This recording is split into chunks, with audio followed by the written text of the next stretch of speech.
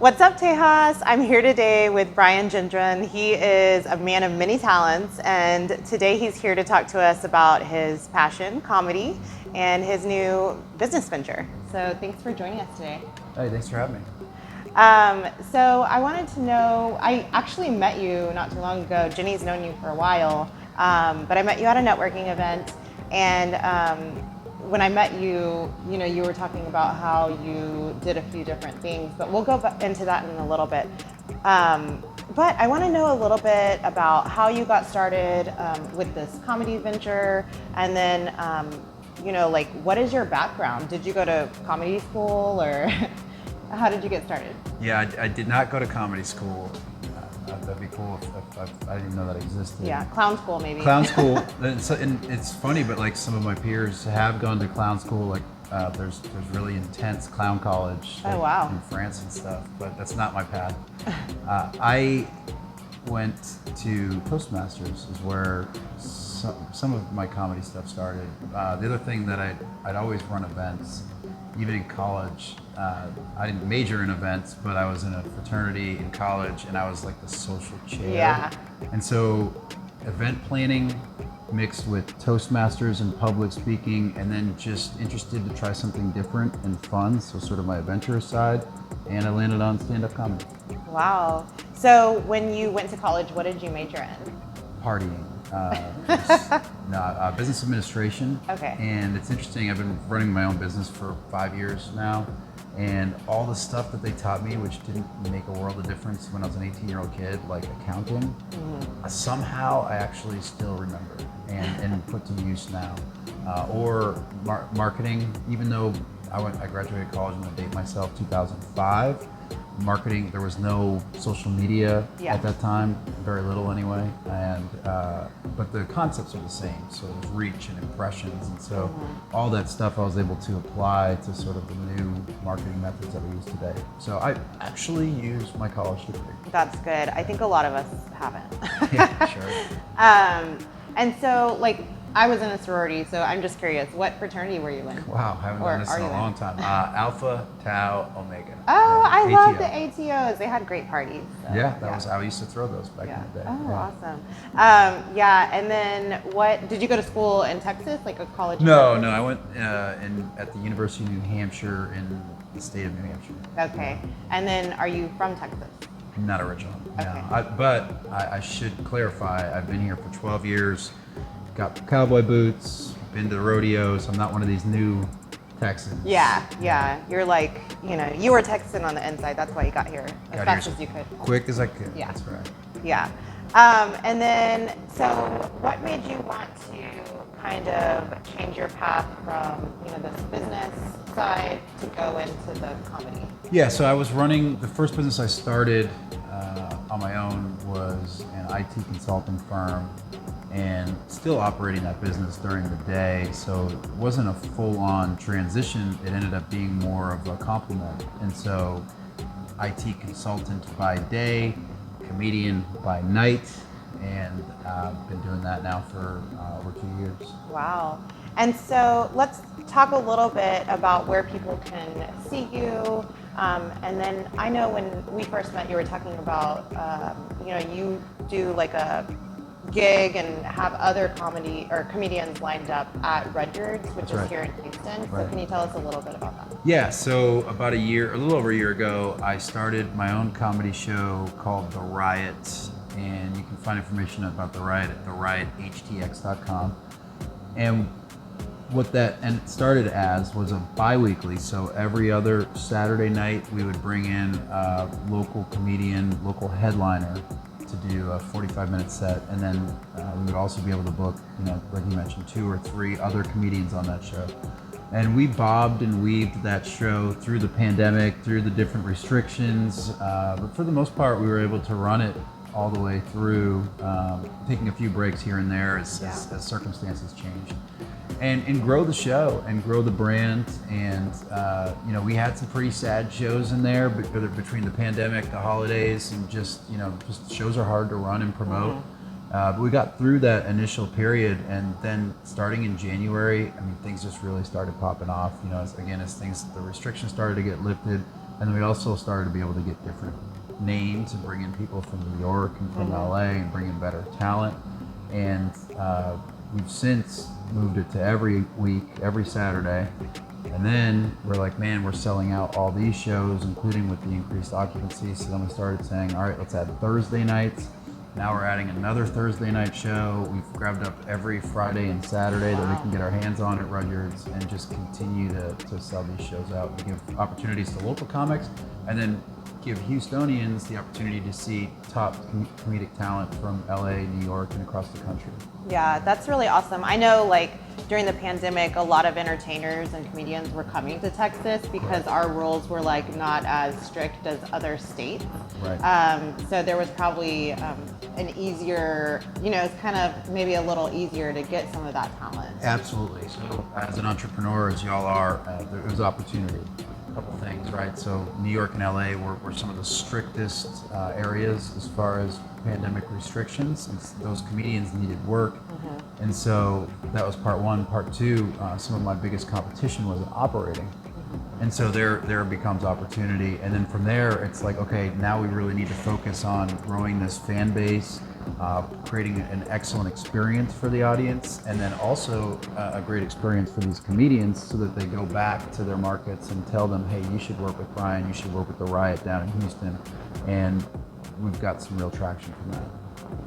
That's great. And then I want to talk a little bit about how you join forces with these other comedians. Like, how do you network with these like names that are outside the state, and also how do you find your people that are going to watch your shows? Sure. So the first part was an interesting strategy during the pandemic. Again, we realized, my partner and I, that we used to have access to these comedians. They used to come into town at maybe some of the clubs that were operating, and we would get a chance to talk to them, pick their brains about comedy. But we realized we wanted to grow as comedians. That's a big part of growth, is talking to people who are ahead of you. And not having access to that, we were like, we should start a podcast. And we would think, our thought was, and we thought correctly, that these people were they weren't working. They're just sitting at home doing nothing. You think they'd want to spend an hour talking about comedy and what they love? Yeah. And we were correct, and we were able to book some pretty big names in comedy early on and interview them.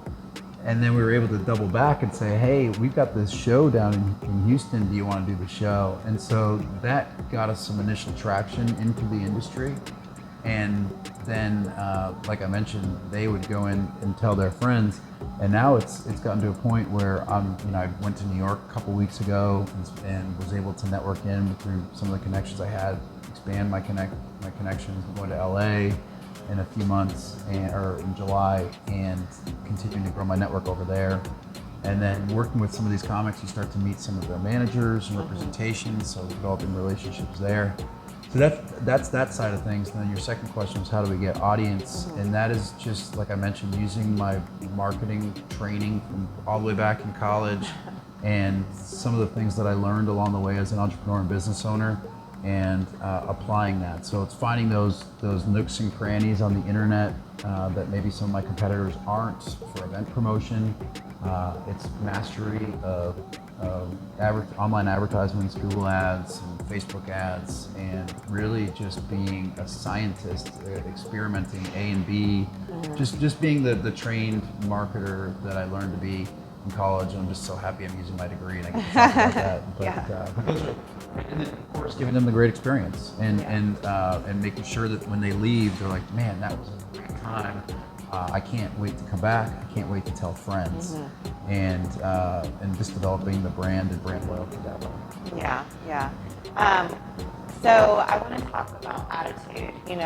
Obviously, comedy is something where you think that you're usually happy, and you have a great attitude. But can you tell me maybe some difficulties that you might have faced, and then how you overcame them? Oh man, comedy is a tough industry, and you work for little to no money. It's very rare that you'll have, especially in the short amount of time that I've been in this industry, that you'd be able to make any money, honestly. So it's a tough grind to get good at comedy, and I'm not even good yet, admittedly. 2 years is baby in the grand scheme of this. However, you spend a lot of evenings at open mics waiting for your spot. Yeah. Hours and hours of listening to mediocre at best comedy all across the city every night of the week. Sometimes you're doing 2 to 3 and you're getting paid nothing for that work. And for me, I was kind of lucky because I have some couple things. I mean, I'm a little older, so I've got some so I've got some experiences to talk about. Like sometimes this 22-year-old kid, they just have nothing to talk about. Video games, masturbation. Like, so a lot of that, these open mics. But, I've got kids and families and businesses and traveled and all these things that I can share that are interesting. Plus Toastmasters and public speaking.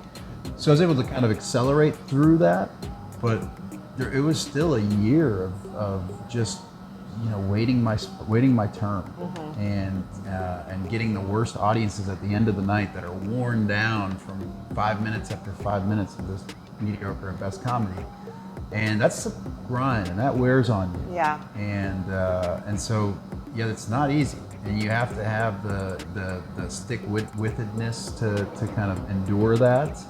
And then it's a lot of late nights. So then if you have a day job, which you have to because you don't make any money, you have to get up early and do your the things you have to do during the day too. Yeah. So, I mean, God bless every comic that sticks through that and makes a career out of it, because that ain't easy. Yeah. And you said you don't drink coffee, so I don't know how you got through your day. No, I don't drink coffee. That's a new thing. That's within the last 3 or 4 months. I don't drink coffee. I don't drink alcohol, and I'm at bars every single night. Wow. And a lot of times there's part of the gig you don't get paid, but you get free drinks. Yeah. Does nothing for me. Yeah. So yeah. Yeah. And so you were talking about sitting and waiting your turn, but would you also say that you might have to be a little aggressive and ask for your turn? Great question. Yeah. So again, sort of the grit of being an entrepreneur was a real benefit for me. So you just look at a situation like this. You're like, all right, how do I ascend through this? I don't want to do this forever. I'm getting older. I don't have the time to do this. I've got kids at home, really making sacrifices to be here. And so you cut through it in many ways. Like my first thing was all right, I need a credit. And the credit would be the biggest credits are being on a movie or television, but that's not accessible in Houston. So for me, it was I got to win a comedy contest. And so I went in after a comedy contest. There was one in Katy. It was for newer comics. I'm like, oh, I got this. And you approach every comedy contest because there's some subjectivity and objectivity, because either it's judges or it's audience vote. And so you approach it like, hey, I'm either going to win this or everybody's going to say I should have won this. Yeah. Right? And I'm super competitive. So I went out and I won that contest, and I don't know if it got me much, but it certainly gave me affirmation that I'm better than the 12 people that were in that contest. Yeah. And that it was judged by some peers in comedy that I respected, and so they think I'm funny. So it gave me a little, you need that confidence to kind of get ahead, and the credit helped. But you do, to your question, you have to ask. And a lot of comedians are like, why doesn't Brian book me on his show? You got to be in at least a list of people that ask, because I get hit up dozens of times every day. People sending me their tapes and emailing me. If you're not in that list of asking, then I just got so many people that I've got to answer to. You got to at least be there. So you have to ask for these spots and for these bookings. Yeah. And I think that rings true for a lot of things, like, if you want a promotion or, you want a certain job or something, you definitely need to be a little aggressive or assertive and ask for things. Yeah, so I think it's a combination of having the confidence that you've done a good job or that you consistently do good work, and then ask. And if you have those two things, more often than not, you're going to get some traction. Whether it's not an immediate promotion, they'll give you a path to promotion. Mm-hmm. So make sure you ask. Yes, I love that. And so I just wanted to know, do you have a favorite comedian yourself? And then also, do you have maybe a TV show that you love to watch?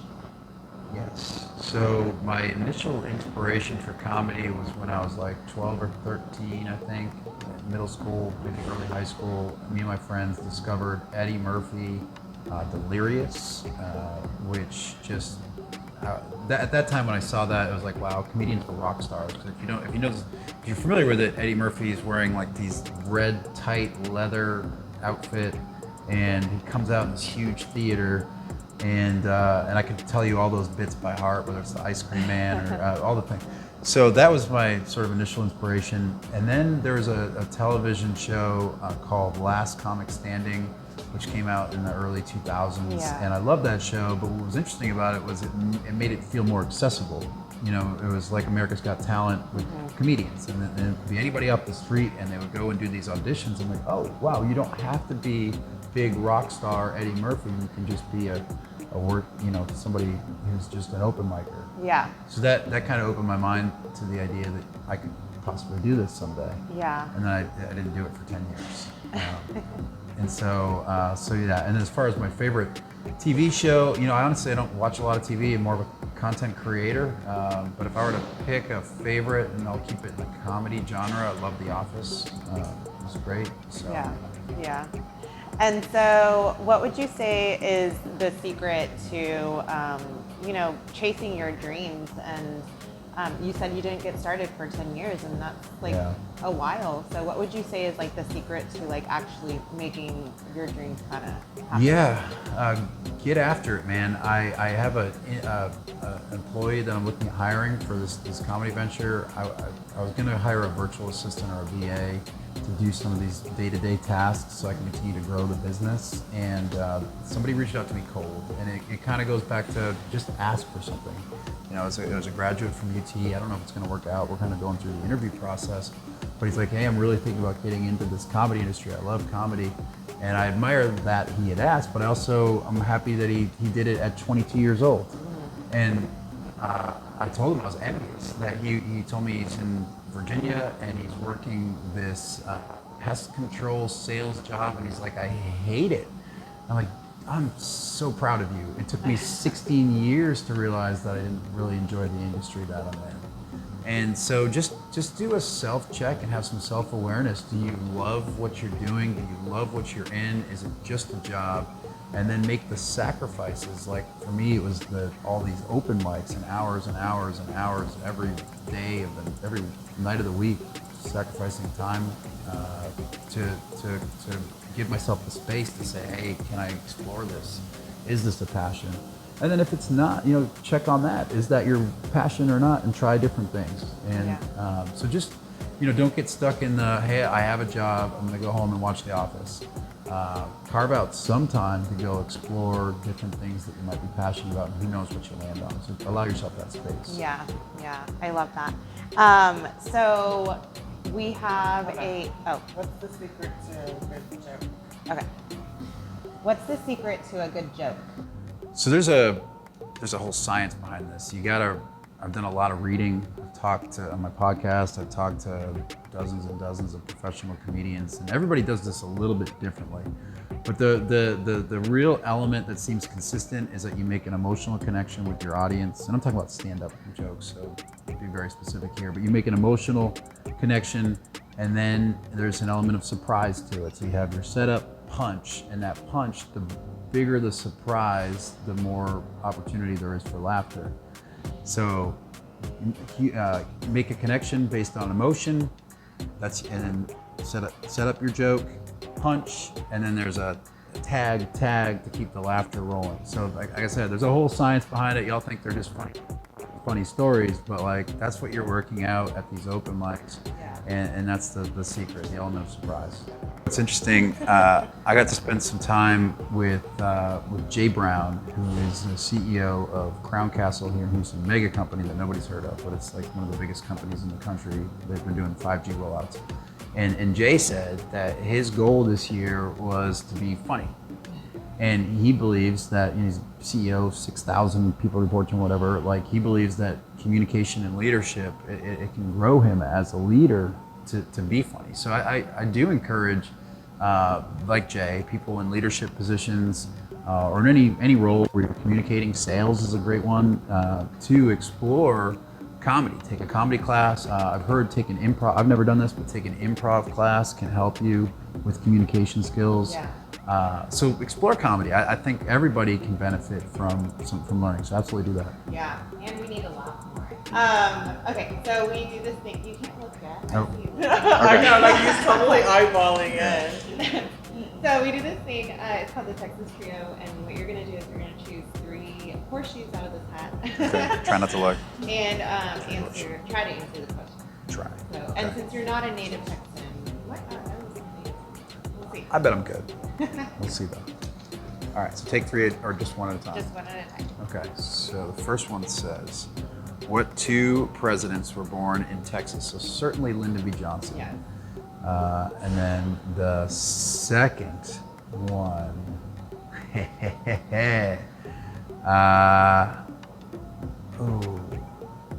mean, I gotta come up with a guess, but it's not right. Yeah, I have one that I'm pretty sure. So you don't know? So it's not who you're thinking or I'm thinking, but I'm just gonna say it because it's wrong. Harry S. Truman, and that's wrong. Okay. Yeah, I was thinking George Bush, but I think that's wrong too. George Bush. Yeah. I bet W.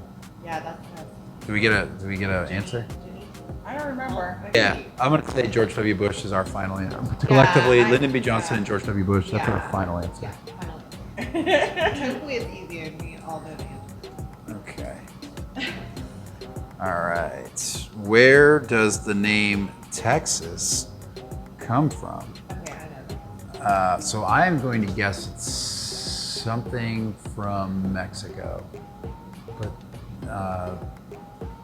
let me just say like some sort of Mexican product. I don't know.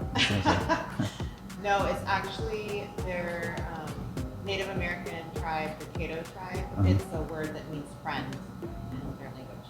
Wow. Tejas. Yeah, Tejas. Man, I'm taking that out of here with me. That's great. Excellent. Okay, and your last one. Y'all are Tejas of mine. All right, what's this one? Do you know the Texas two-step and show us? Okay, so this is really embarrassing. I'm not going to show you because I'm one of the worst answers. And my wife, when we do Texas two, or when we're forced into a Texas two-step situation, she leads. So that's how bad I am at it. But I think it's a cool thing that y'all do here, and someday maybe I will learn. I don't have daughters either, which is too bad. So Well, you need to teach your sons then. yeah. You know. Yeah, no, you're right. Yeah, and I believe that they need to be good dancers. It's such an important form of expression that just nobody took the time to teach me, and now I'm not good at dancing. Well, at least you have a wife to lead you. Does she count out loud? Uh, Like one. No, usually what happens is I'm just like, all right, you want to do this two-step thing? You can go with this gentleman right here. He seems he's got the hat on, the boots. I think he knows what he's doing. Yeah. You got the hat too, though. Yeah. I mean the boots. I'm a fraud. Well, we're going to make sure that we drop all your information down below so that people know how to go to your shows. If your podcast link is still up, is it? Yeah, so I've got 2 podcasts, but the one I was referring to, it's called Breaking Down Bits. And that's actually, like you mentioned, if you're interested in getting into comedy or learning how comedy works, Breaking Down Bits is a great resource for that. That's what it is. We interview comics and ask about comedy. I have a podcast called Big Ideas, Small Business that I do with my friend Shivana Robert Schreiber. We've been doing that for like 4 years. We interview, just like this show, we interview business owners and entrepreneurs about their We might journey. do like a collab. Yeah, sure. I'm always down for that. Mm-hmm. Yeah, so we'll make sure we drop your podcast information and your contact information. And if y'all are in the Houston area, make sure that y'all come watch a show. Or even if you're not in the Houston area, come to Houston, watch a show. Yeah, we're one of the fun things to do in Houston. So as I mentioned, it's called The Riot, riothtx.com, Thursday through Saturday. We might even be adding Wednesday shows. So just, check us out. There's probably a show for everybody. Well, thanks, Brian, for joining us again and for being here. And we look forward to collaborating with you one day. Yeah, thanks for having me. Bye.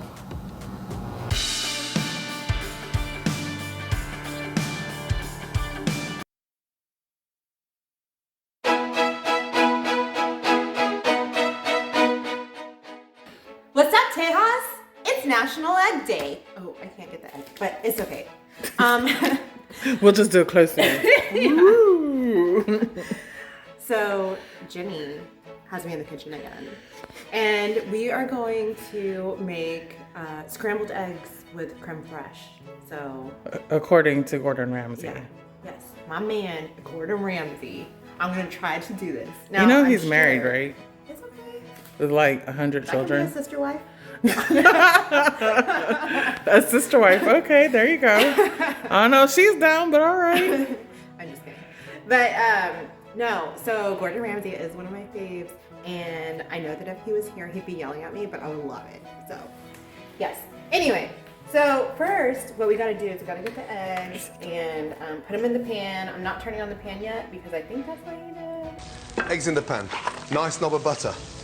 And it's really important to put the butter in right at the very beginning because what that does, it starts giving a really nice velvety finish to the scrambled egg. And also, he said don't put the butter in the pan. So I was like, okay, cool. I can do that. So hold on. Be patient, guys. Because I'm trying to like think of what he would yell at you for right now, but I don't know. he would be like, I just like his each rule. he makes you put like bread on your ears and stuff. Like, okay. So he said put the eggs in and then put a knob of butter. Okay. Is it a knob? This is a knob. Put a knob of butter. Okay. And then we can turn on the pan on high heat. So I'm gonna put here. Okay. And then he said, then you can start scrambling them. And then we gotta move them off the heat. Take it off the heat, And then back go on back to the heat, and then off take the it off the heat. and finish them there, and then put in the creme fraiche. So, pray for me, guys. And treat it like a risotto. You can't stop stirring. It's live, you've got to really work at it. Or have thoughts for me. Thoughts and prayers, guys. Thoughts and prayers. Prayers. First in a scrambled egg. Never mind all the real life stuff that people are going through. Now, it's starting to come together. It's starting to go a little bit thick. I come back off. I wonder if I'm supposed to take it off the heat now. I don't know. I'm just gonna, like, scramble like so. Oh, Lord. Okay. Oh, yes. I think, yeah, for sure. This is definitely a take off the heat. Yeah. It started getting stuck to the pan.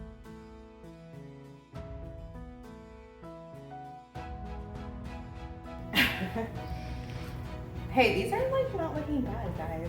This is good. Now, what I like to do on my eggs, I've never tasted creme fraiche, so I think it's kind of like sour cream, but like my eggs, I like to have, we're taking them off the heat again, guys. I like to have cheese on my eggs. Oh, and then also Gordan Ramsay said do not put salt in the eggs before you cook them because it makes them runny. Did you know that? I had no idea. So we gotta do it after. So, okay, I put it on the heat and then I took it off the heat. This is the second time I'm taking it off the heat. And apparently it's supposed to cook the rest in the pan. So, I personally like my eggs a little bit firm and not runny. I don't like them super dry. My friend the other day made me some eggs and they were really dry and I was like, oh God, no. I will not say who they are and hopefully they don't watch this so they don't know I'm Aren't they talking about subscribers? them. I hope they missed this episode. But actually, I think I might put them over the heat again because, well, should I just make them like Gordan Ramsay? I feel like he would want them running like this. No, I think you should make them where you can eat them. Okay, good. Yeah, I totally agree. Sorry, Gordon. Sorry, Gordon. We're going like, what are they called? Hard. Yeah. Apparently, Jenny and I learned Oh, that I do have some freeze-dried chives. we think, like, you know, chives, usually if you go and you get like a baked potato at a steakhouse or something, you'll get chives on it. Okay, this looks better. Okay, guys, we're taking it off the heat. At what point do This you... is looking really great. The chives go on last. They go on last, but yes. they're dried. So you might want to put them in now so they can hydrate a little. Okay. Let me. Just a little. Jenny's my sous chef. Oh, look at this. Okay. Look at the chives. They're beautiful. And they're not green onions. They're legit Yes, that's what I chives. was gonna say. That you go to a steakhouse, you get. Oh, oops! I think I was supposed to do the creme fraiche right now. You go to a steakhouse and you get chives on your potato, and usually, I don't know how much creme fraiche. I think that's good. Okay. And usually, when you get chives on your potato, they're actually green onions. They're not chives, because chives are like skinnier than green onions. And I'm not really a green onion fan. So I think I do actually like chives. Yeah. Okay, this doesn't look too bad, y'all. Creme fraiche is kind of like sour cream. Yeah. Okay. We are done with my creme fraiche eggs. I feel like Gordon Ramsay, if he was single, he would be like, oh my God, I need to marry her because she can cook some eggs. And if y'all ever watch his show, like that's one of the things he makes his people do first is like scramble some eggs and also chop up onions, I think. I think it's onions. So if you don't know how to do either of those, he's not a fan. But okay. Yes. Hey, I'm ready to be wiped up, y'all. I can make tacos, I can make eggs, scrambled eggs, creme fraiche, I can make waffles. Like, I'm pretty much the total package. So yeah, make sure that you let us know in the comments what kind of eggs you like to eat. Have you ever made creme fraiche eggs? Let us know that too. But my favorite eggs, I think I'm like a fan of creme fraiche now. So scrambled eggs, creme fraiche, yes, or poached. So let us know in the comments. How do you like your eggs? Okay, bye.